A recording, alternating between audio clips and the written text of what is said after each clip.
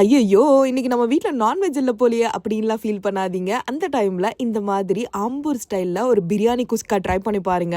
குஸ்கா தான், ஆனா பிரியாணி டேஸ்ட்ல அவ்வளோ சூப்பரா இருக்கும். உங்களோட கிரேவிங்ஸை கண்டிப்பா ஃபுல்ஃபில் பண்ணும். எப்படி செய்யறதுன்னு பார்க்கலாம். ஒரு டேபிள் ஸ்பூன் நெய், 1/4 கப் அளவுக்கு எண்ணெய் சேர்த்துக்கோங்க. இதுல பட்டை, ஏலக்காய் எல்லாத்தையும் சேர்த்துக்கலாம். 2 பெரிய சைஸ் வெங்காயம் பொடியா கட் பண்ணிருக்கேன், அது சேர்த்து நல்லா வதக்கிக்கோங்க. வெங்காயம் இந்த அளவுக்கு நல்லா வதங்கி வரணும். இப்போ நம்ம 5 காஷ்மீரி மிளகா நல்லா ஊற வச்சு அரைச்சு எடுத்து வச்சிருக்கேன், அது சேர்த்து நல்லா கலந்து விட்டுக்கோங்க. 4 பச்சை மிளகாய், கை நிறைய புதினா கொத்தமல்லி, 1 டேபிள் ஸ்பூன் அளவுக்கு இஞ்சி பூண்டு பேஸ்ட் அதையுமே சேர்த்து நல்லா பச்சை வாசனை போற வரைக்கும் வதக்கிட்டு 2 மீடியம் சைஸ் தக்காளி நல்லா வதங்கி வரட்டும். கூட 1 ஸ்பூன் அளவுக்கு கல்லுப்பு சேர்த்துக்கோங்க. இந்த அளவுக்கு தக்காளி வெங்காயம் நல்லா வதங்கி வந்து 4 டேபிள் ஸ்பூன் அளவுக்கு தயிர் சேர்த்துக்கலாம். இந்த கிளாஸ்ல 1/2 கிளாஸ் அளவுக்கு சீரக சம்பா அரிசி எடுத்திருக்கேன், அதுக்கு 3 கிளாஸ் அளவுக்கு தண்ணி ஊத்திக்கிறேன். நல்லா கொதி வரும்போது அரிசியை சேர்த்துக்கலாம். அரிசி 20 நிமிஷம் ஊற வச்சிருந்தேன். இந்த அளவுக்கு தண்ணி இருக்கட்டுங்க. அப்பயே எடுத்து தம் போட்டுருங்க. 20 மினிட்ஸ், அதுக்கப்புறம் ஒரு 5 மினிட்ஸ் விட்டு ஓபன் பண்ணிட்டு நெய் போட்டு இறக்குனீங்கன்னா ஒரு சூப்பரான ஆம்பூர் ஸ்டைல்ல குஸ்கா ரெடி. கமகமான வாசனை வேற லெவல்ல இருக்கும்.